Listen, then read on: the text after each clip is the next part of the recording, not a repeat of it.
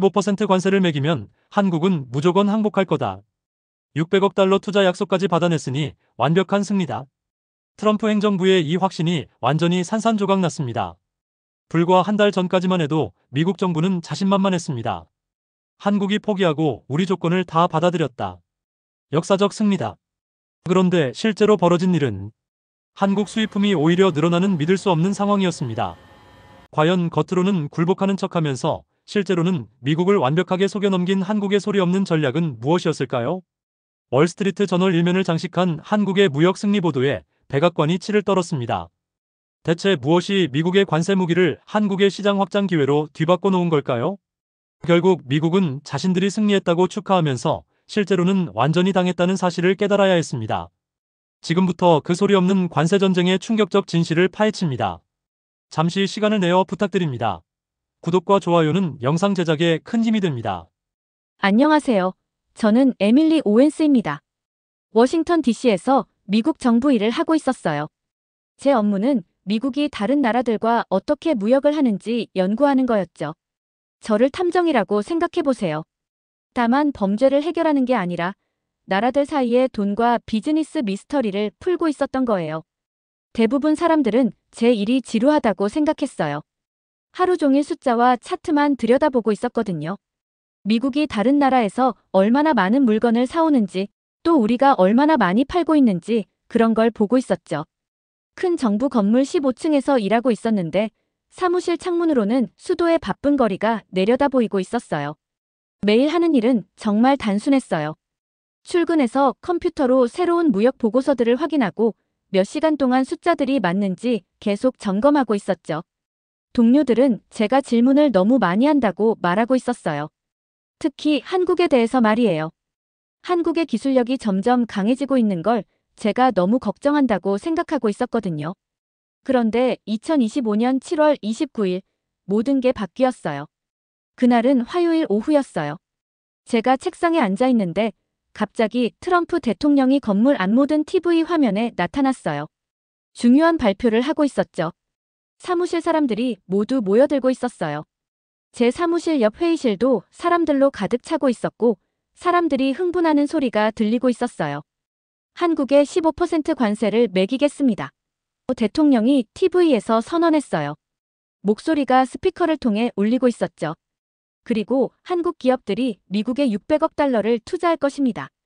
회의실이 환호성으로 터져 나가고 있었어요. 사람들이 박수치고 역사적인 승리다. 우리가 이겼다. 하며 소리치고 있었죠. 동료들이 서로 하이파이브하고 어깨를 두드리며 축하하고 있는 모습이 보였어요. 모든 사람이 정말 기뻐하고 있었어요. 그런데 저한테는 뭔가 이상한 느낌이 들고 있었어요. TV 화면을 계속 바라보고 있었어요.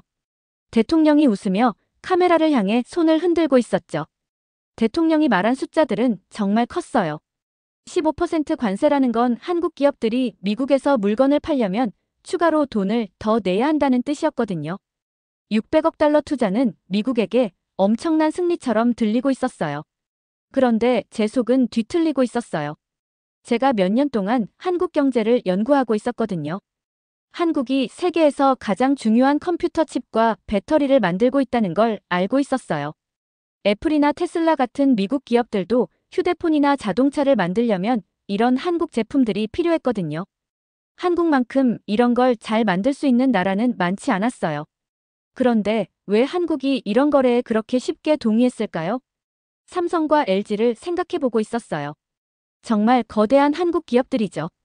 이 회사들은 엄청나게 똑똑하고 몇 년 앞을 내다보며 사업 계획을 세우고 있었거든요. 쉽게 포기하는 회사들이 아니었어요. 몇 수 앞을 생각하는 체스 고수들 같았죠. 회의실에서는 계속 축하 파티가 벌어지고 있었어요. 누군가 케이크까지 가져왔어요. 또 다른 사람은 한국이 드디어 누가 보스인지 알았다며 농담하고 있었죠. 그런데 저는 뭔가 중요한 걸 놓치고 있다는 생각을 떨칠 수가 없었어요. 휴대폰을 들고 금융 뉴스 사이트들을 보기 시작했어요. 한국 기업들의 주식 시장 숫자들이 나오고 있었거든요. 만약 한국이 정말로 이 무역 전쟁에서 졌다면 주식 가격이 떨어지고 있어야 했어요. 기업들이 큰 관세를 당하면 투자자들은 보통 그 회사가 돈을 덜 벌 거라고 생각해서 주식을 팔거든요. 그런데 전혀 그런 일이 일어나고 있지 않았어요. 삼성 주가는 오히려 조금씩 올라가고 있었어요. SK하이닉스라는 또 다른 큰 한국 회사도 마찬가지였어요. 이건 말이 안 됐어요. 미국 관세가 정말로 이 회사들을 힘들게 하고 있다면 왜 투자자들이 계속 주식을 사고 있을까요? 마치 조각이 빠진 퍼즐을 보고 있는 것 같았어요. 공식적인 이야기로는 미국이 큰 승리를 거뒀다고 하고 있었어요. 옆방의 축하 분위기도 모든 사람이 그렇게 믿고 있다는 걸 보여주고 있었죠. 그런데 시장 숫자들은 완전히 다른 이야기를 하고 있었어요. 금융 데이터를 더 깊이 파보면서 손에 땀이 나기 시작했어요. 여기 뭔가 아주 잘못된 게 있었어요. 그리고 축하하는 대신 질문을 하고 있는 건 아마 이 건물에서 저뿐일 거였어요. 누군가에게 전화해서 제 걱정을 나누고 싶었어요. 그런데 누가 들어줄까요? 제 주변 모든 사람이 한국을 상대로 엄청난 승리를 거뒀다고 확신하고 있었거든요. 제가 실제로는 이기지 못했을 수도 있다고 말하면 사람들이 저를 미쳤거나 비애국적이라고 생각할 거였어요. 그렇지만 숫자들이 보여주는 걸 무시할 수는 없었어요. 국제무역을 연구한 몇 년 동안 시장은 거짓말하지 않는다는 걸 배웠거든요. 나쁜 소식 이후에도 투자자들이 계속 주식을 사고 있다면 보통은 아직 발표되지 않은 뭔가를 알고 있다는 뜻이었어요. 오후가 지나가고 제 주변에서 축하가 계속되고 있는 동안 저는 결심했어요. 정말로 무슨 일이 일어나고 있는지 알아내겠다고 말이에요. 설령 우리가 승리했다고 생각한 게 실제로는 완전히 다른 무엇이었다는 걸 발견하게 되더라도요. 그때는 몰랐지만 이 결심이 제가 일과 정부 그리고 복잡한 국제무역의 세계를 보는 모든 관점을 바꿔놓을 거였어요. 때로는 가장 중요한 여행이 사라지지 않는 간단한 질문에서 시작되거든요. 그리고 제 질문은 점점 더 커지고 있었어요. 만약 우리가 실제로는 이기지 못했다면 어떻게 될까요? 트럼프 대통령이 발표를 한 뒤 이틀 동안 제가 너무 민감하게 반응하고 있는 건 아닌가 하고 스스로를 달래려고 했어요. 혹시 평소처럼 너무 깊이 생각하고 있는 건 아닐까 싶었거든요. 동료들은 여전히 한국을 상대로 한 미국의 큰 승리에 대해 신나게 이야기하고 있었어요. 이제야 누가 보스인지 제대로 보여줬다. 한국이 드디어 우리를 존중하는 법을 배웠다. 이런 말들을 계속하고 있었죠. 저도 그들을 믿고 싶었어요. 다른 사람들과 함께 축하하는 게 훨씬 쉬웠을 테니까요. 그런데 주식시장 숫자들을 볼 때마다 속이 메스꺼워지고 있었어요. 한국 기업들이 여전히 잘 나가고 있었거든요. 우리가 관세로 정말 타격을 줬다면 이런 일이 일어날 리가 없었어요. 이틀 동안 평소 업무에 집중하려고 애쓰고 있었어요. 끝내야 할 분기 보고서도 있었고 참석해야 할 회의도 있었거든요. 한국 걱정은 그만하고 그냥 제 일이나 하라고 스스로에게 말하고 있었어요. 어차피 저는 중간급 분석가일 뿐이었잖아요. 중요한 결정들은 저보다 훨씬 높은 자리에 있는 사람들이 내리는 거였고 그들은 아마 제가 모르는 것들을 알고 있을 거였어요. 그런데 마음 깊은 곳에서는 뭔가 아주 잘못됐다는 느낌을 떨칠 수가 없었어요. 목요일 오후에 사무실 전화가 울렸어요. 스프레드시트 작업을 하고 있어서 거의 받지 않을 뻔했는데 뭔가에 이끌려 전화를 들었어요. 에밀리, 이걸 들어봐야 해. 익숙한 목소리가 전화 너머로 들려왔어요. 리카르도 산체스였는데 이렇게 흥분한 목소리는 처음 들어보고 있었어요. 리카르도는 뉴욕에 있는 큰 투자은행에서 일하고 있었어요. 세계에서 돈이 어떻게 움직이는지 이해하는 데 있어서는 제가 아는 사람 중 가장 똑똑한 사람이었죠. 몇 년 전 컨퍼런스에서 만났는데 둘 다 경제 동향 분석을 좋아해서 계속 연락하고 지내고 있었거든요. 무슨 일이야, 리카르도? 스프레드시트를 옆으로 밀어놓으며 물었어요. 화요일부터 한국 주식들을 계속 지켜보고 있었어. 말을 빨리 하고 있었어요. 뭔가 중요한 걸 빨리 전해야 한다는 것처럼요. 에밀리, 이거 정말 이상해. 삼성이랑 SK하이닉스가 거의 떨어지지도 않았어. 오히려 조금 올라가기까지 했다고. 심장이 빨리 뛰기 시작했어요. 바로 제가 걱정하고 있었던 그 부분이었거든요. 그런데 정말 이상한 건 이거야. 리카르도가 계속 말하고 있었어요. 큰 헤지펀드들이 한국 주식을 팔지 않고 사고 있어.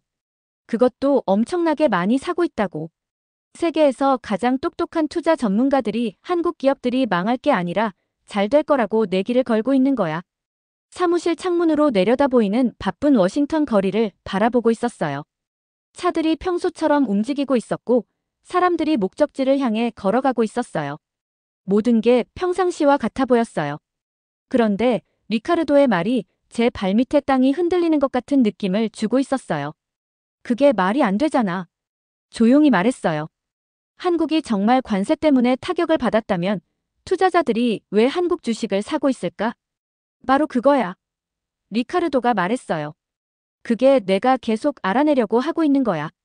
나라가 큰 무역 제재를 당하면 투자자들은 보통 최대한 빨리 도망가거든. 그런데 이번에는 아니야. 똑똑한 투자자들이 우리가 모르는 뭔가를 알고 있는 것 같아. 등골이 오싹해지는 걸 느꼈어요. 리카르도가 제 최악의 걱정들을 모두 확인해주고 있었거든요. 이런 일로 수십억 달러를 벌어들이는 금융 전문가들이 한국이 진 게 아니라 이긴 것처럼 행동하고 있었어요. 더 있어.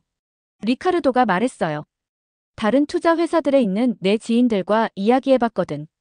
골드만삭스, JP모건, 큰 회사들 말이야. 모두 똑같은 걸 보고 있어.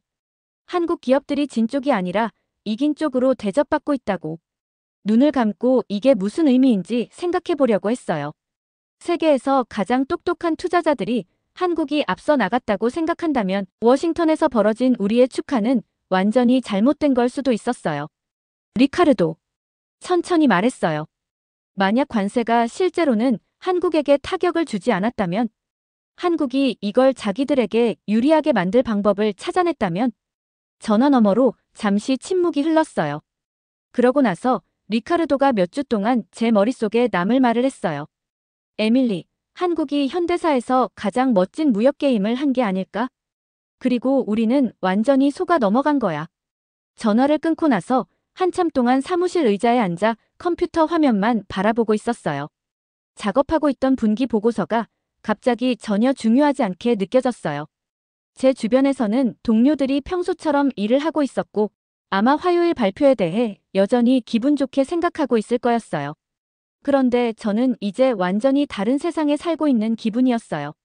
리카르도가 퍼즐에 빠진 조각을 주었거든요. 주식시장 반응이 실수나 지연이 아니었어요. 워싱턴에서 아무도 듣고 싶어 하지 않는 진실을 말해주고 있었던 거예요. 한국은 이 무역 전쟁에서 지지 않았어요.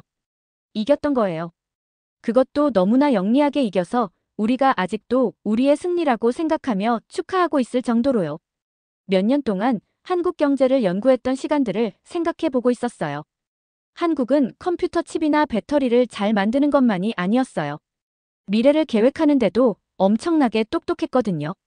몇 달, 아니 몇 년 전부터 이런 무역 갈등이 올 걸 내다봤다면, 우리가 상상도 못한 방법으로 준비를 했다면, 생각하면 할수록 리카르도가 맞다는 확신이 들고 있었어요.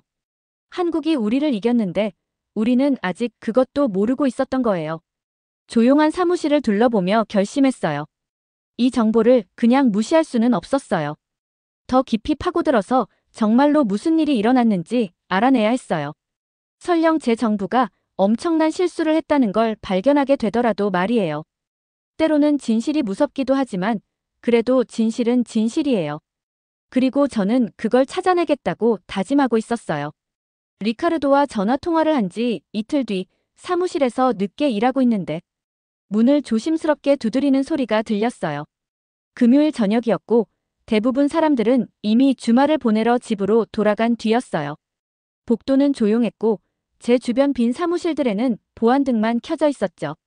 컴퓨터에서 고개를 들어보니 어두운 정장을 입은 키 큰 남자가 문 앞에 서 있었어요. 짧은 회색 머리에 진지한 파란 눈을 하고 있었는데 모든 걸 주의 깊게 살펴보는 것 같았어요. 처음 보는 사람이었지만 걸음걸이만 봐도 정부의 중요한 곳에서 일하는 사람이라는 걸 알 수 있었어요. 오웬스 씨? 복도를 둘러본 뒤 제 사무실로 들어오며 조용히 말했어요. 제 이름은 제이슨 크레인입니다. 미국 무역대표부에서 일하고 있어요. 들어가도 될까요? 고개를 끄덕이며 제 책상 맞은편 의자를 가리켰어요. 제이슨은 뒤에서 사무실 문을 닫고 조심스럽게 앉았어요. 아무도 우리를 보거나 들을 수 없도록 확인하는 것 같았거든요. 가죽 서류 가방을 가져왔는데 계속 곁에 두고 있었어요. 한국 무역 발표에 대해 질문들을 하고 계신다고 들었습니다.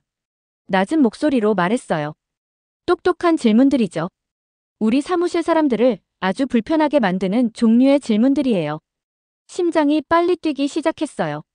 제가 곤란한 상황에 빠진 건지 아니면 제이슨이 도와주러 온 건지 확실하지 않았거든요. 진지한 표정 때문에 무슨 생각을 하고 있는지 알기가 어려웠어요. 시장 반응들을 살펴보고 있었어요. 조심스럽게 말했어요. 몇 가지가 맞지 않는 것 같더라고요. 제이슨이 천천히 고개를 끄덕이며 서류 가방을 열었어요. 두꺼운 서류 파일을 꺼내서 우리 사이 책상 위에 놓았어요. 제가 지금 말씀드릴 내용 때문에 우리 둘 다 큰 곤란에 빠질 수 있습니다. 말했어요. 하지만 이번 주에 정말로 무슨 일이 일어났는지 누군가는 알아야 한다고 생각해요. 파일을 열어서 첫 번째 문서를 보여주었어요. 공식 정부 도장이 여러 개 찍혀 있었고 맨 위에는 빨간 글씨로 기밀이라고 쓰여 있었어요. 15% 관세 말이에요. 제이슨이 조용히 말했어요. 한국은 아무것도 잃지 않았어요.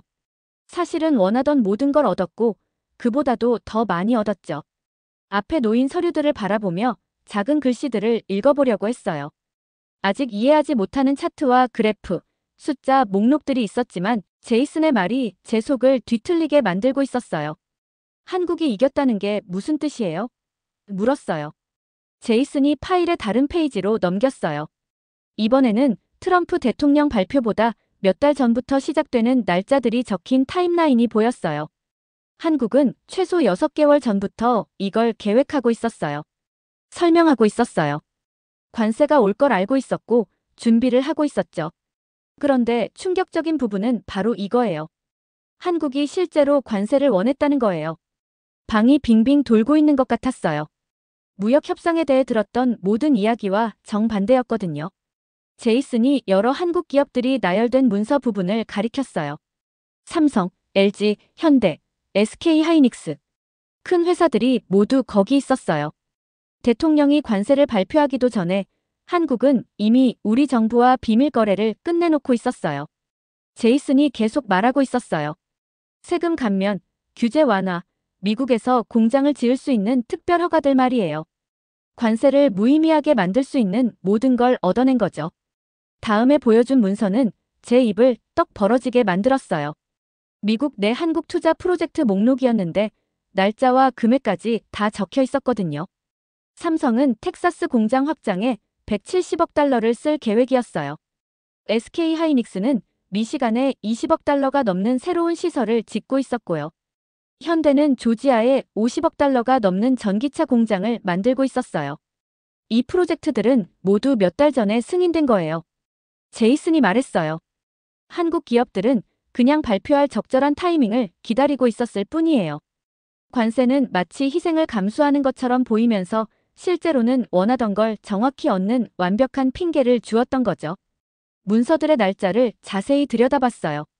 모든 한국 투자 프로젝트가 트럼프 대통령 발표 이전에 계획되고 승인되어 있었어요. 타이밍이 우연이 아니었어요. 정교하게 짜인 계획이었던 거죠. 그런데 한국이 왜 자기들 제품에 관세를 원했을까요? 물었어요.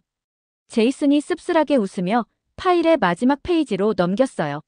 한국 기업들이 공장을 짓거나 확장하고 있는 곳들을 색깔점으로 표시한 미국 지도가 나왔어요. 관세 때문에 미국 기업들이 한국에서 수입하는 대신 미국 안에 있는 한국 공장에서 사게 되거든요. 설명하고 있었어요. 한국은 생산 기지를 가장 큰 고객들 가까이로 옮기게 되고 배송비도 절약하고 공급망도 더 튼튼하게 만들 수 있어요. 게다가 제조업 일자리에 목마른 주정부와 지방정부들로부터 수십억 달러의 세금 혜택까지 받게 되죠. 마술 트릭의 비밀이 설명되는 걸 보는 기분이었어요. 불가능해 보였던 일이 원리를 알고 나니 실제로는 아주 간단했거든요.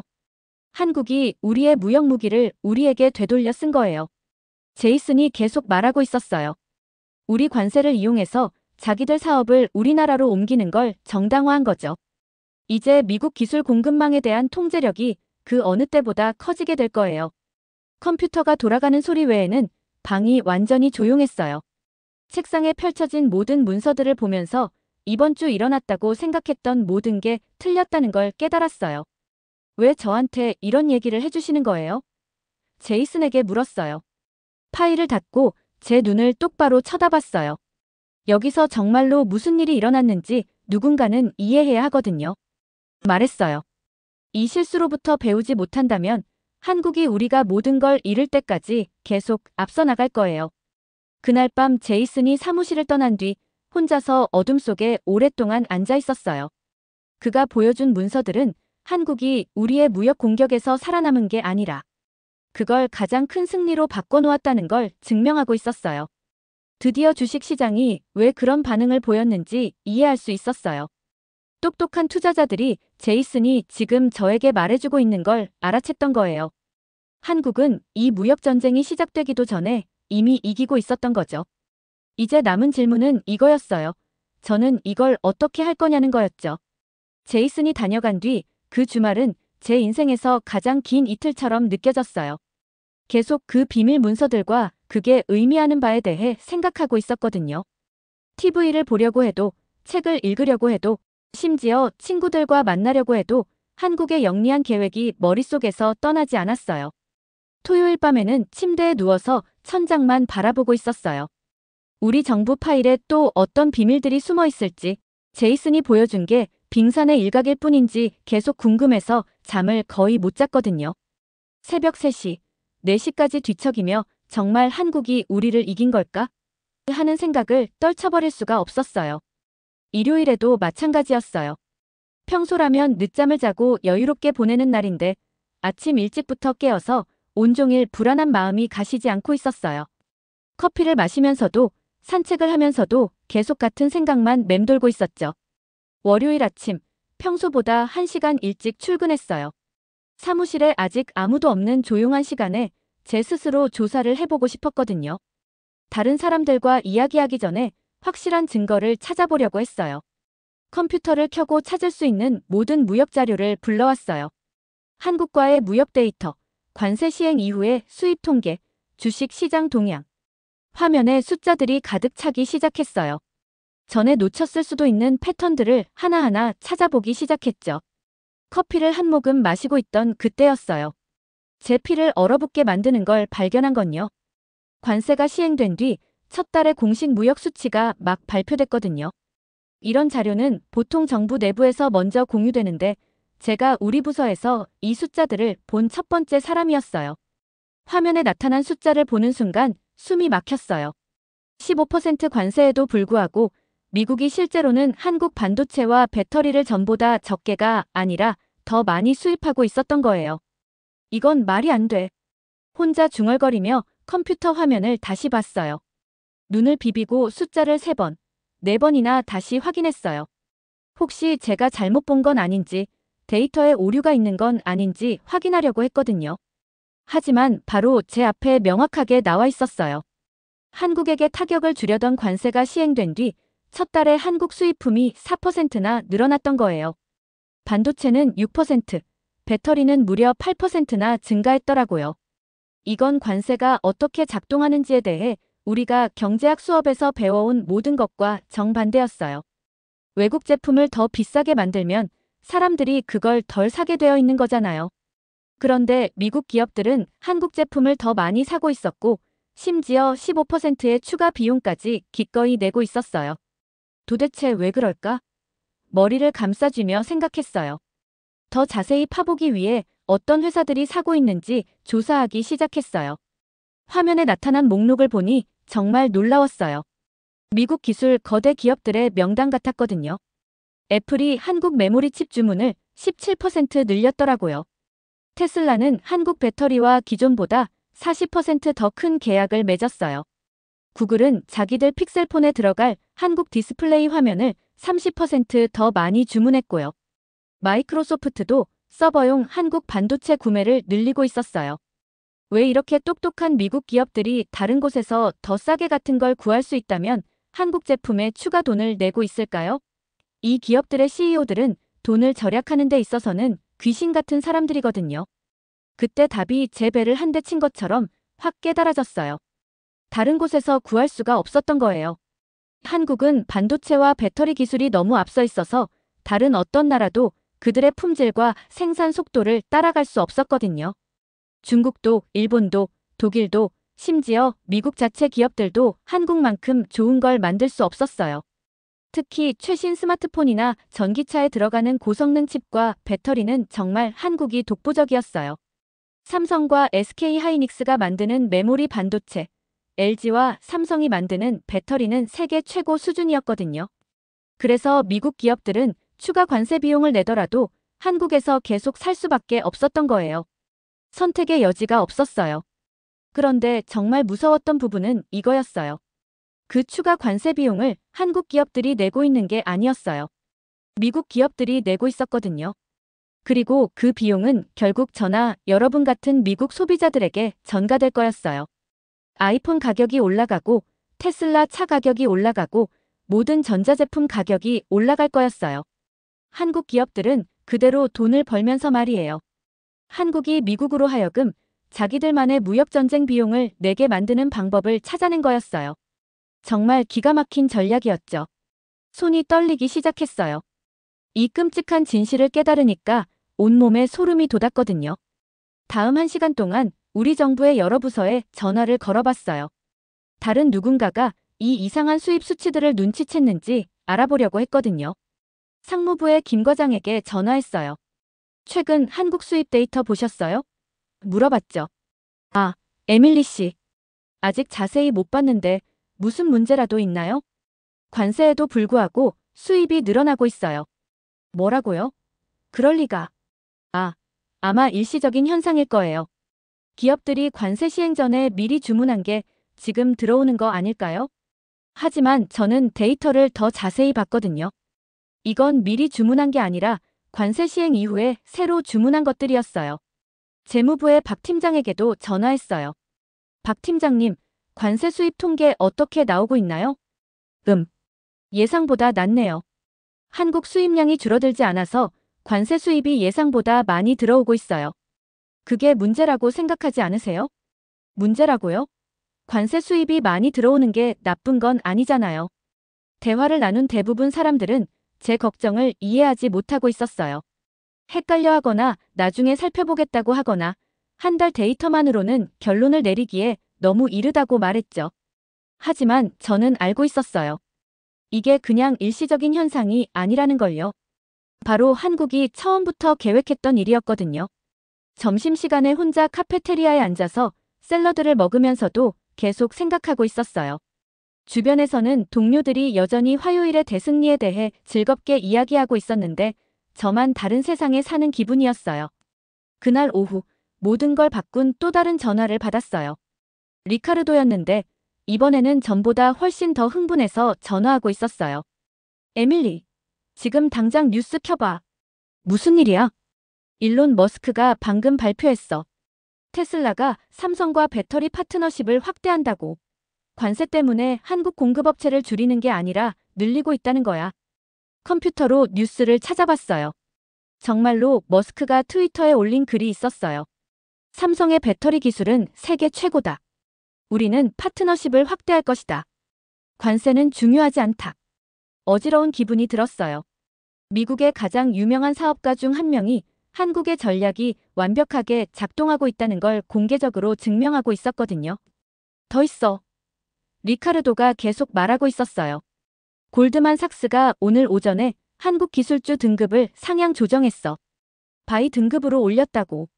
고객들에게 한국이 미중 무역 경쟁에서 큰 승자가 될 거라고 조언하고 있어. 정말. JP모건도 마찬가지야. 모건 스탠리도. 모든 큰 투자 은행들이 한국 편을 들고 있어. 이건 단순한 우연이 아니야, 에밀리. 이들은 뭔가 알고 있는 거야. 다음 며칠 동안 더 많은 증거들이 눈사태처럼 쌓여가고 있었어요. 화요일에는 애플 CEO 팀 쿡이 삼성과의 파트너십을 강화하겠다고 발표했어요. 수요일에는 구글이 한국의 새로운 연구개발센터를 짓겠다고 했고요. 목요일에는 마이크로소프트가 SK 하이닉스와 AI 칩 협력을 확대한다고 발표했어요.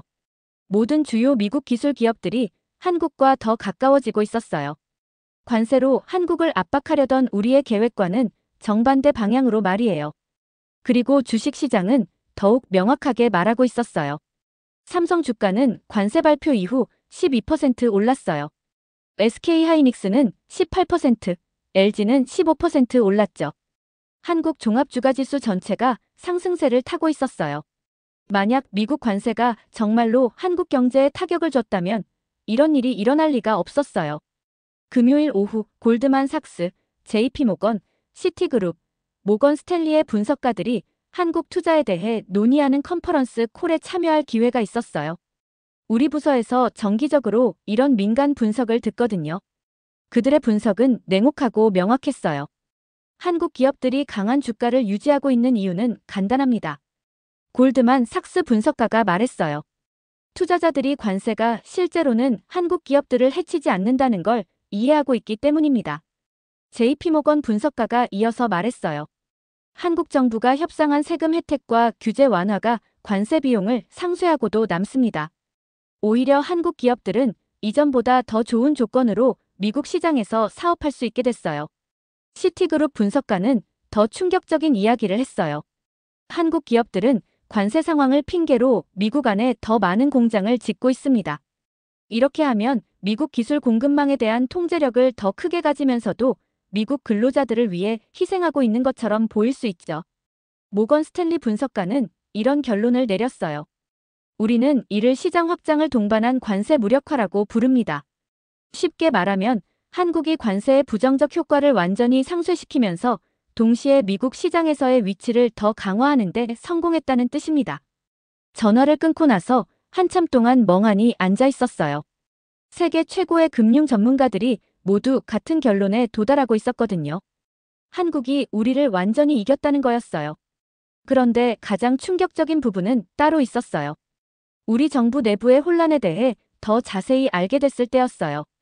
월요일에 무역대표부의 한 동료와 점심을 먹으면서 들은 이야기였어요.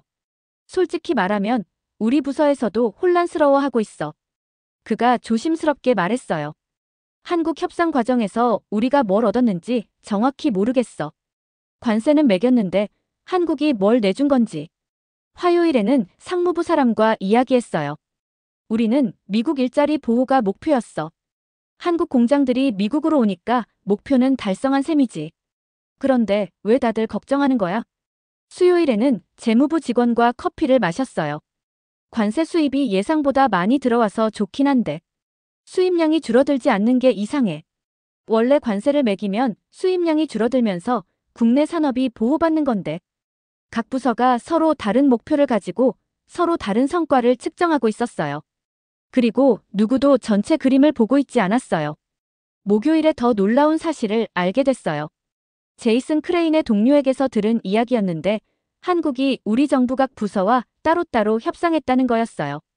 무역대표부와는 관세 협상을 했고 상무부와는 공장 건설 허가를 논의했고 재무부와는 세금 문제를 다뤘고 국무부와는 전략적 파트너십을 이야기했대요. 각 부서는 자기들이 한국으로부터 뭔가를 얻어냈다고 생각하고 있었지만 실제로는 한국이 모든 부서로부터 원하는 걸 다 얻어내고 있었던 거예요. 우리가 통일된 전선을 보여주고 있다고 생각하는 동안 한국은 우리 정부 부서들을 하나씩 공략해서 각각으로부터 양보를 받아내고 있었던 거죠. 정말 치밀하고 영리한 전략이었어요. 금요일 저녁 늦게까지 사무실에 남아서 이 모든 정보를 정리하고 있었어요. 컴퓨터 화면에는 한국의 승리를 보여주는 수십 개의 차트와 그래프가 펼쳐져 있었어요. 그 주가 끝날 무렵 저는 동료들과 완전히 다른 세상에 살고 있는 기분이었어요. 복도에서 만나는 사람들은 여전히 우리가 한국을 제대로 혼내줬다며 웃고 있었는데 저는 우리가 실제로는 한국이 원하던 모든 걸 은쟁반에 담아 건네준 증거들을 보고 있었거든요. 가장 끔찍했던 건 한국이 아마 몇 달, 아니 몇 년 전부터 이런 결과를 계획했을 거라는 걸 깨달은 거였어요. 우리 정부가 한국에게 강력한 메시지를 보내겠다며 극적인 발표를 하고 터프한 협상의 승리라며 공을 차지하고 있는 동안 한국은 조용히 우리가 체스 게임을 하고 있다는 것조차 깨닫기 전에 이미 체크메이트를 만들어 놓은 체스판을 세팅하고 있었던 거예요. 그 금요일 밤 혼자 사무실에 앉아서 창밖의 워싱턴 야경을 바라보며 제 인생을 영원히 바꿀 결심을 했어요. 더 이상 이 정보를 혼자만 가지고 있을 수는 없었어요. 너무 많은 사람들이 정말로 무슨 일이 일어났는지 진실을 알아야 했거든요. 미국 국민들이 알 권리가 있었어요. 그들의 정부가 실수를 했을 때, 그리고 그 실수의 대가를 결국 그들이 치르게 될 거라는 걸 알 권리가 있었어요. 하지만 동시에 알고 있었어요. 진실을 말하는 것이 제 직장과 경력, 그리고 어쩌면 안전까지도 잃게 만들 수 있다는 걸요. 정부에서 일하면서 공식 발표와 다른 이야기를 하는 건 위험한 일이었거든요. 창밖에서 마지막 불빛들이 하나둘 꺼져가고 있었어요. 야근하는 다른 정부 직원들도 집으로 돌아가고 있었죠. 때로는 옳은 일을 하는 것이 세상에서 가장 어려운 일이야. 혼자 중얼거렸어요. 하지만 결심은 서 있었어요. 내일부터 진실을 세상에 알리기 위한 행동을 시작하겠다고 말이에요. 지하철에 앉아서 아파트로 걸어가면서도 머릿속은 온통 한국 무역 문제로 가득했거든요. 금요일 밤부터 그 주말까지 정말 인생에서 가장 힘든 시간을 보냈어요. 한국의 승리에 대한 진실을 말하기로 할지 결정하는 게 쉽지 않았거든요.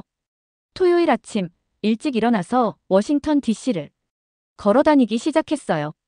포토맥 강변으로 산책을 나갔는데 벚꽃나무들이 막 피어나고 있었어요. 분홍색과 하얀색 꽃들이 바람에 흩날리며 정말 아름다웠죠. 공원에서는 가족들이 피크닉을 즐기고 있었고 아이들이 웃으며 뛰어다니고 있었어요. 모든 게 평범하고 평화로워 보였어요.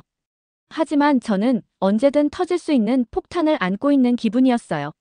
제가 알고 있는 진실이 이 평화로운 일상을 뒤흔들 수도 있다는 생각이 계속 들었거든요. 벤치에 앉아서 강물을 바라보며 생각했어요. 정말로 이걸 공개해야 할까? 내가 틀렸을 수도 있지 않을까? 혹시 정부 고위층에서 이미 다 알고 있는 일은 아닐까? 하지만 동시에 또 다른 생각도 들었어요. 만약 내가 아무 말도 하지 않는다면, 미국 국민들이 계속 속는다면 더 큰 피해가 생기는 건 아닐까? 토요일 오후에는 조지타운 거리를 걸었어요. 카페에 앉아서 커피를 마시며 사람들을 구경하고 있었는데 모든 사람이 자신의 일상을 살아가고 있었어요. 쇼핑하는 가족들, 데이트하는 연인들, 친구들과 웃으며 이야기하는 대학생들. 이 사람들이 한국 무역 문제에 대해 얼마나 알고 있을까? 생각했어요. 그들이 곧 더 비싼 휴대폰과 전자제품을 사게 될 거라는 걸 알고 있을까? 일요일에는 집에만 있었어요. 평소라면 늦잠을 자고 넷플릭스를 보며 여유롭게 보내는 날인데 아침 일찍부터 깨어서 온종일 침대에 누워 천장만 바라보고 있었어요. 핸드폰을 들고 리카르도에게 전화할까 고민했어요. 아니면 대학 시절 교수님께 조언을 구할까도 생각했고요. 하지만 결국 아무에게도 전화하지 않았어요. 이 결정은 제가 혼자 내려야 하는 거였거든요. 일요일 저녁 마침내 결심했어요. 월요일에 첸 박사님께 말씀드리기로 했죠. 직속 상관부터 시작하는 게 맞다고 생각했어요. 월요일 아침 평소보다 일찍 출근했어요. 손이 떨리고 있었지만 더 이상 미룰 수는 없다고 생각했거든요. 사무실에 도착하자마자 제이슨이 보여줬던 모든 문서들을 복사하기 시작했어요. 혹시나 해서 원본은 안전한 곳에 숨겨두고 복사본만 가지고 다니기로 했어요. 한국 수입품이 실제로는 늘어나고 있다는 걸 증명하는 무역 통계도 모두 출력했어요. 투자은행들의 분석 보고서도 인쇄했고요. 사무실 프린터가 30분 넘게 돌아가면서 쉴 새 없이 서류를 뽑아내고 있었어요. 에밀리, 뭘 그렇게 많이 출력해? 옆자리 동료가 물어봤어요. 아, 프레젠테이션 자료요. 얼버무렸어요. 아직 아무에게도 말할 수 없었거든요. 모든 문서를 정리하고 파일에 넣으니 두꺼운 폴더가 2개나 됐어요. 정말로 무슨 일이 일어났는지 실제 이야기를 말해주는 증거들이 가득했죠. 첸 박사님께 말씀드리기로 결심은 했지만 막상 그분 사무실 앞에 서니 다리가 떨렸어요. 노크하기 전에 몇 번이나 심호흡을 했어요. 공정한 분이야. 항상 어려운 질문을 하도록 격려해 주셨잖아. 스스로에게 말했어요. 누군가 제 걱정을 들어줄 사람이 있다면 바로 첸 박사님이야. 그날은 화요일이었어요. 점심시간이 다 되어서 첸 박사님 사무실에 들어갔을 때 책상에서 샌드위치를 드시며 보고서를 검토하고 계셨어요. 박사님 사무실 벽에는 여러 나라 간의 무역 관계를 보여주는 차트들이 빼곡히 걸려 있었어요.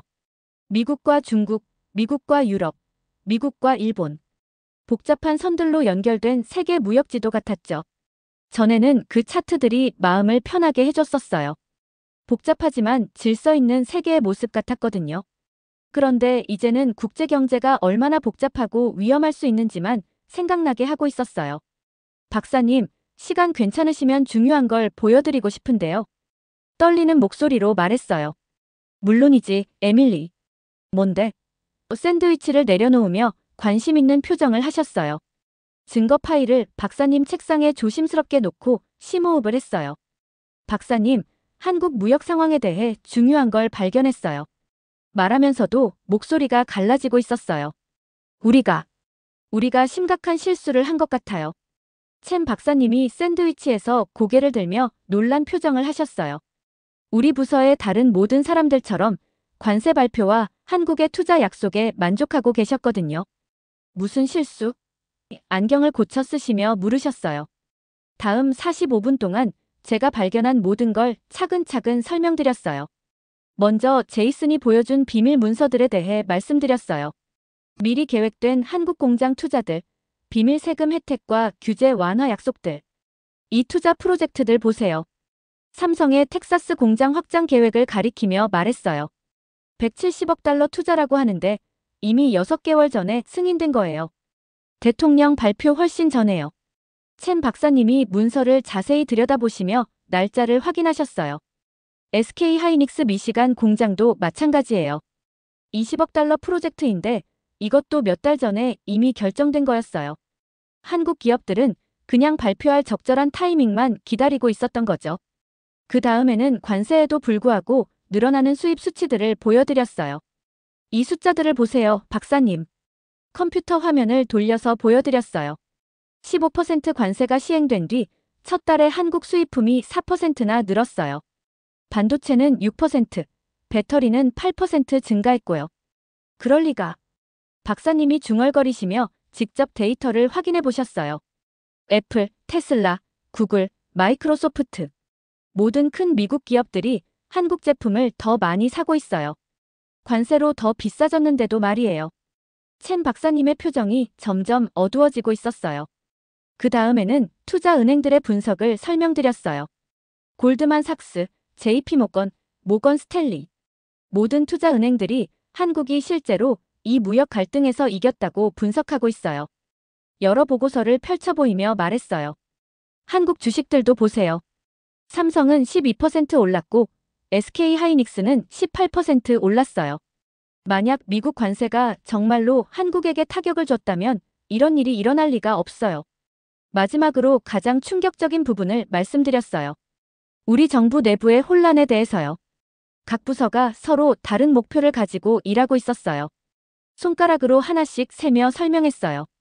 무역대표부는 한국을 압박하려고 했고, 상무부는 미국 일자리 만들기에 집중했고, 재무부는 관세 수입 늘리기가 목표였어요. 그런데 한국은 각 부서와 따로따로 협상해서 모든 부서로부터 원하는 걸 다 얻어냈어요. 우리가 통일된 전선을 보여준다고 생각하는 동안 말이에요. 각각의 증거를 설명할 때마다 첸 박사님의 표정이 헷갈림에서 걱정으로, 그리고 거의 공황에 가까운 상태로 바뀌고 있었어요. 특정 부분을 다시 설명해달라고 하시기도 했고, 직접 컴퓨터로 숫자들을 다시 확인하기도 하셨어요. 한 번은 계산기까지 꺼내서 수치를 재계산해 보셨어요. 에밀리. 마침내 깊은 한숨을 쉬며 말씀하셨어요. 이게 모두 사실이라면 우리는 승리라고 생각하면서 패배를 축하하고 있었던 거예요. 제가 조용히 말씀드렸어요. 첸 박사님이 안경을 벗고 이마를 문지르셨어요. 몇 분 동안 아무 말씀도 하지 않으셨죠. 에밀리, 이 자료들을 정부 고위층에 보고해야 해. 마침내 말씀하셨어요. 하지만 조심해야 할 것도 있어. 무슨 말씀이세요? 어떤 사람들은 이런 정보를 듣고 싶어 하지 않을 거야. 목소리가 낮아지셨어요. 한국이 우리를 이겼다는 걸 인정하는 건 관세 성공의 공을 차지했던 많은 중요한 관리들에게 창피한 일이 될 테니까. 그래도 진실은 알려야 하지 않나요? 물론이야. 하지만 신중하게 해야 해. 이런 정보는 위험할 수도 있어. 첸 박사님이 제 증거를 정부의 더 높은 단계로 올려보내겠다고 약속하셨어요. 하지만 동시에 저에게 조심하라고 경고하기도 하셨어요. 다음 주 동안 제 분석에 대한 소문이 정부 안에 퍼지기 시작했어요. 워싱턴은 소문이 빨리 퍼지는 곳이거든요. 특히 충격적인 소문은 더욱 그래요. 화요일에는 국무부에서 전화가 왔어요. 오웬스 씨, 한국 무역 분석에 대해 들었는데 설명해 주실 수 있나요? 수요일에는 재무부 팀장이 직접 찾아왔어요. 한국 관세 수입 데이터에 뭔가 이상한 점이 있다고 들었는데. 목요일에는 무역 대표부에서 긴급 회의에 참석해달라고 했어요. 어떤 사람들은 진심으로 궁금해하며 무슨 일이 일어났는지 이해하고 싶어 했어요. 그런 사람들과는 차분하게 대화할 수 있었어요. 하지만 다른 사람들은 달랐어요. 제가 공식적인 이야기에 의문을 제기하는 것 자체에 화가 나 있는 것 같았거든요. 우리가 한국과 좋은 거래를 했다는 건 분명해요. 한 고위 관리가 차가운 목소리로 말했어요. 오웬스 씨가 보는 건 일시적인 시장 변동일 뿐이에요. 하지만 데이터가 명확하게. 데이터는 해석하기 나름이에요. 큰 그림을 봐야 해요. 그런 식으로 제 분석을 무시하려는 사람들이 많았어요. 결정적인 순간은 목요일 오후에 왔어요. 주요 신문들이 한국 무역 거래를 자체적으로 조사하기 시작했다는 소식을 들었거든요. 월스트리트 저널, 파이낸셜 타임스, 뉴욕 타임스의 기자들이 승리 이야기에 뭔가 문제가 있다는 소문을 듣고 있는 것 같았어요. 아마 투자은행 쪽에서 새어나간 정보인 것 같았죠. 금요일 오전에 월스트리트 저널 기자로부터 전화를 받았어요. 오웬스 씨, 제 이름은 사라 김이에요. 월스트리트 저널에서 국제무역을 담당하고 있어요. 심장이 빨리 뛰기 시작했어요. 한국 무역 거래에 대해 조사하고 있는데 투자 분석가들과 이야기해보니 뭔가 이상하다는 의견이 많더라고요. 한국이 무역 패배를 당했다고 하는데도 한국 주식들이 왜 그렇게 잘 나가고 있는지 궁금해하고 있어요. 아, 말문이 막혔어요. 혹시 정부 쪽에서 이 문제에 대해 분석한 게 있나요? 오웬스 씨가 뭔가 발견한 게 있다는 소문을 들었는데. 이게 바로 제가 두려워하던 순간이었어요. 기자와 이야기하는 건 제 조사를 공개적으로 만들고 더 이상 무시할 수 없게 만드는 일이었거든요. 그 이후에는 돌아갈 길이 없을 거였어요. 저는 만나서 이야기할 수 있을까요? 커피 한 잔 하면서요. 30분만요. 제이슨 크레인을 생각했어요. 그가 자신의 경력을 위험에 빠뜨리고 진실을 보여준 걸 말이에요. 리카르도도 생각했어요. 금융시장이 이미 주의를 기울이는 모든 사람에게 한국이 이겼다고 말하고 있다는 걸요. 그리고 결국 우리 정부의 실수에 대한 대가를 치르게 될 모든 미국 기업들과 소비자들도 생각했어요. 더 비싼 아이폰, 더 비싼 전기차, 더 비싼 모든 전자제품들. 좋아요. 마침내 말했어요. 만나죠. 기자를 만나기로 한 그 순간 제 인생이 완전히 바뀔 거라는 걸 알고 있었어요. 인터뷰는 제 사무실 근처의 작은 카페에서 진행됐어요. 블루 보틀 커피라는 조용한 곳이었죠. 평상시라면 정부 직원들이 점심을 먹거나 회의를 하는 곳이었는데 그날은 제 인생에서 가장 중요한 대화가 벌어지는 장소가 됐어요. 사라 김 기자는 30대 중반 정도로 보이는 여성이었어요. 정장을 입고 있었고 노트북과 녹음기를 가져왔더라고요. 국제무역 분야를 전문으로 다룬다고 했는데 질문하는 걸 보니 정말 전문가 같았어요. 미리 공부를 많이 해왔어요. 커피를 주문하면서 말했어요. 투자은행 분석가들과 이야기해보니 모두 똑같은 얘기를 하더라고요. 한국이 이 무역 갈등에서 실제로는 이겼다는 거요. 그런데 정부 쪽에서는 승리했다고 발표했잖아요. 바로 그 부분이 이상한 거죠. 시장과 정부 발표가 정반대를 말하고 있어요. 저는 제가 발견한 많은 세부 사항들을 이미 알고 있다는 걸 깨달았어요. 하지만 정부 내부 정보를 확인받고 그게 무슨 의미인지 설명을 듣고 싶어 했어요. 다음 2시간 반 동안 한국이 우리 관세를 자기들만의 전략적 우위로 바꿔놓은 모든 증거들을 차근차근 설명해줬어요. 미리 계획된 투자 프로젝트들, 각 정부 부서와의 개별 협상, 관세 무력화 전략, 그리고 결국 미국 소비자들이 모든 비용을 떠안게 될 구조까지. 사라 기자는 신중하게 메모를 하며 정말 똑똑한 질문들을 했어요. 한국의 계획이 어떻게 작동했는지 더욱 명확하게 설명할 수 있도록 도와주는 질문들이었죠. 사람들이 이해해야 할 가장 중요한 건 마지막에 강조해서 말했어요. 한국이 우리의 무역 공격에서 그냥 살아남은 게 아니라는 거예요. 우리가 이겼다고 생각하게 만들면서 정확히 원하던 걸 얻기 위해 그걸 이용한 거거든요. 마치 유도 같은 거네요. 사라 기자가 말했어요. 상대방의 힘을 이용해서 상대방을 넘어뜨리는. 정확해요. 우리의 관세를 이용해서 우리를 이긴 거죠. 인터뷰가 끝나고 카페를 나오면서 무거운 책임감을 느꼈어요. 이제 정말로 돌이킬 수 없는 지점을 넘어선 거였어요. 3일 뒤인 월요일 아침, 월스트리트 저널 일면에 충격적인 제목의 기사가 실렸어요. 한국의 무역 승리 서울이 미국 관세를 전략적 우위로 바꾼 방법. 부제목은 미국 정부 내부 분석 결과 한국이 관세를 오히려 시장 확대 기회로 활용이었어요. 기사에는 제 인터뷰에서 나온 핵심 내용들이 인용되어 있었어요. 여러 투자 은행들의 분석도 함께 실렸고 관세 발표 이후까지 비밀로 유지됐던 미리 계획된 한국 투자들의 세부 사항도 자세히 나와 있었어요. 사무실에 출근하자마자 동료들의 시선을 느꼈어요. 모든 사람이 그 기사를 읽었고 제가 기자와 인터뷰했다는 걸 알고 있었어요. 어떤 사람들은 조용히 엄지손가락을 치켜세우며 지지를 표현했어요. 하지만 다른 사람들은 차갑게 저를 바라보며 지나갔어요. 반응은 즉각적이고 강렬했어요. 관세 승리를 축하했던 정치인들이 갑자기 어떻게 그렇게 틀릴 수 있었는지 설명하려고 허둥거리기 시작했어요. 상원 의원 존슨은 트위터에 일부 언론이 잘못된 정보를 퍼뜨리고 있다. 우리는 분명히 한국과 좋은 거래를 했다고 올렸어요. 하원 의원 데이비스는 기자회견에서 한국의 투자 약속만으로도 우리의 승리라고 주장했어요. 어떤 정치인들은 더 기가 막힌 주장을 했어요. 한국의 전략을 처음부터 알고 있었고 그게 실제로는 더 큰 미국 계획의 일부였다고 말하는 거였어요. 우리는 한국이 미국에 투자하도록 유도하는 게 목표였다. 무역대표부 대변인이 말했어요. 계획대로 된 거다. 하지만 금융시장은 거짓말하지 않았어요. 정치인들이 뭐라고 하든 상관없이 한국 주식들은 계속 올라가고 있었어요. 투자자들이 한국이 정말로 미국을 앞질렀다는 확신을 가지게 되면서 말이에요. 삼성 주가는 월스트리트 저널 기사 이후 또 8% 올랐어요. SK 하이닉스는 12% 더 뛰었고요.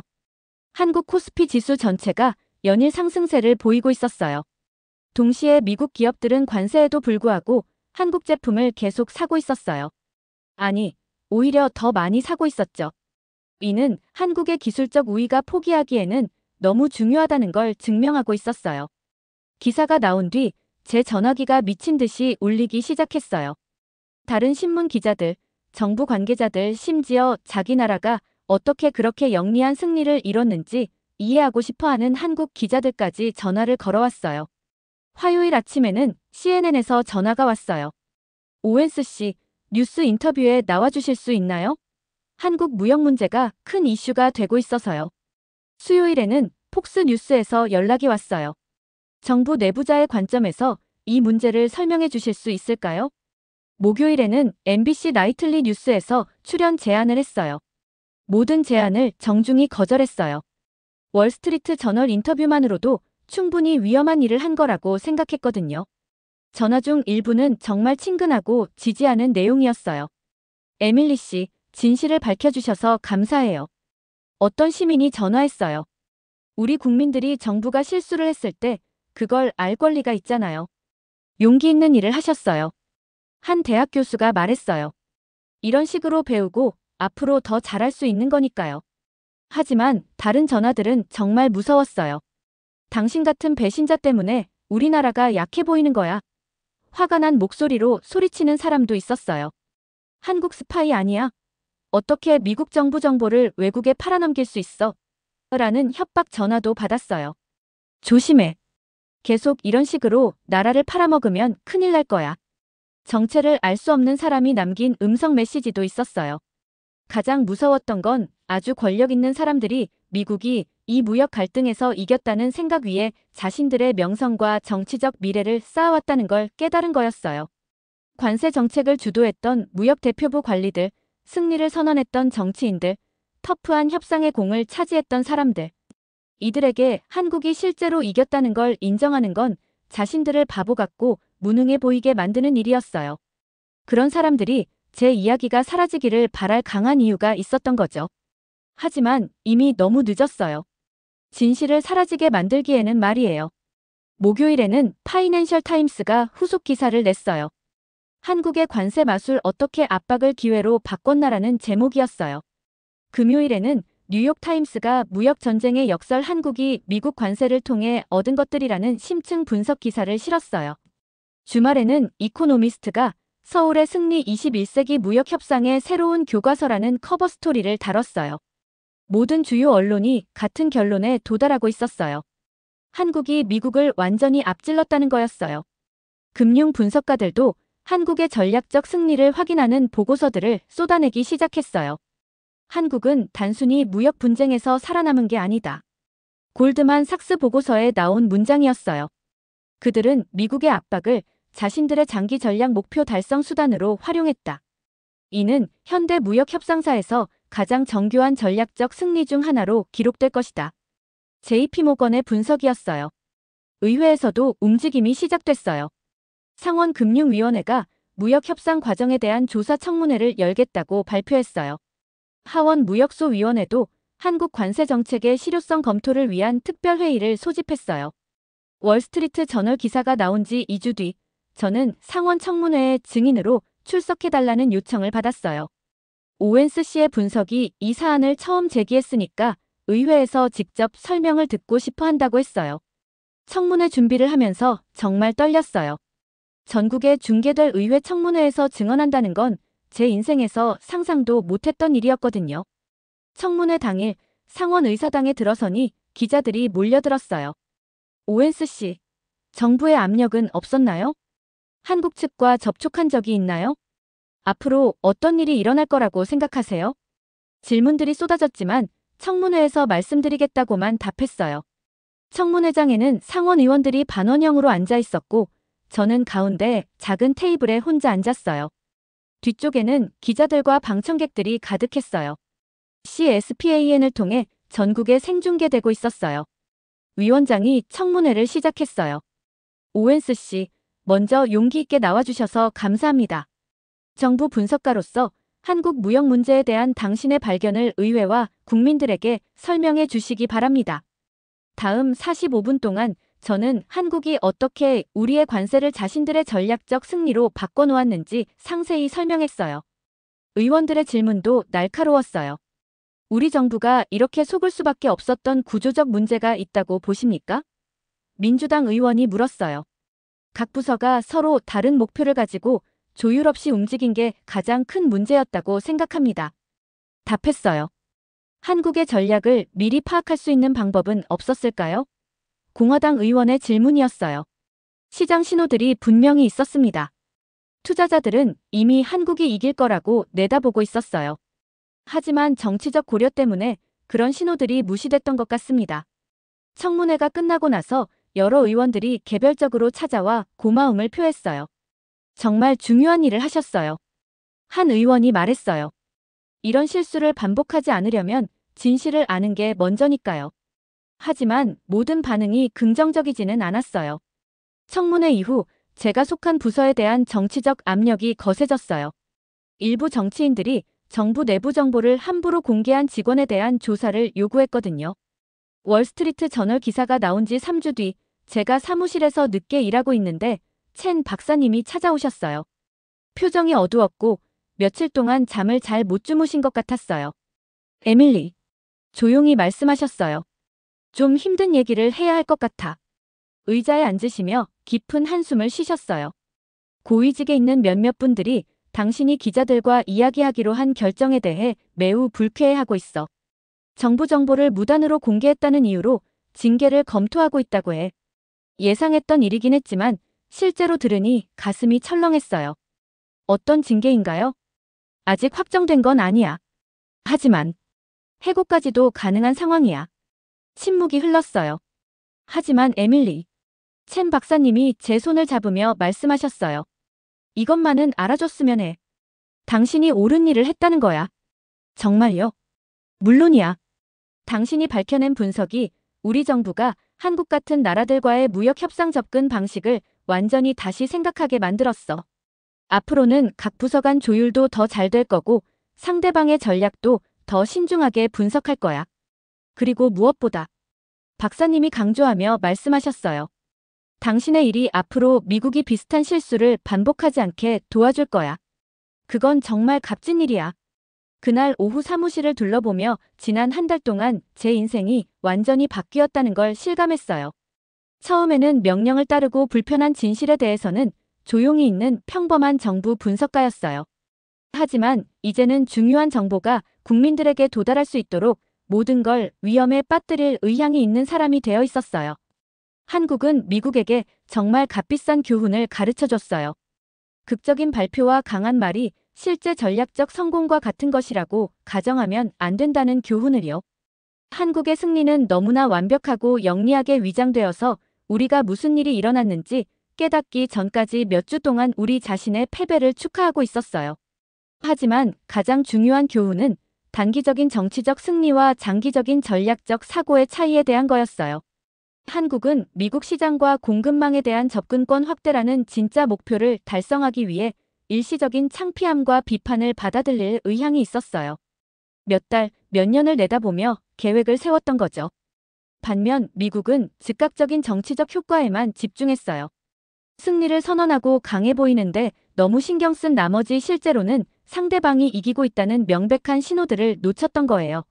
시장이 보여주는 신호, 투자자들의 행동, 기업들의 실제 구매 패턴. 모든 게 한국의 승리를 말하고 있었는데도 정치적 고려 때문에 그런 신호들을 무시했어요.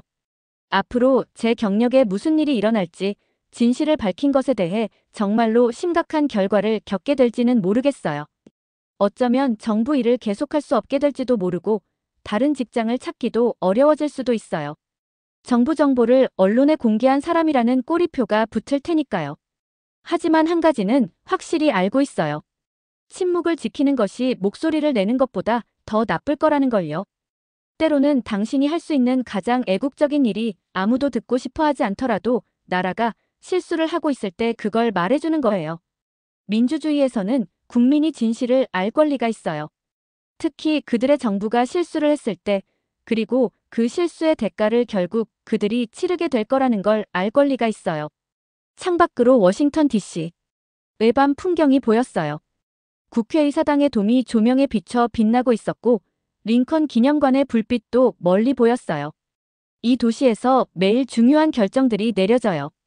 그 결정들이 올바른 정보의 바탕에서 내려지려면 누군가는 때로는 불편한 진실도 말할 용기를 가져야 해요.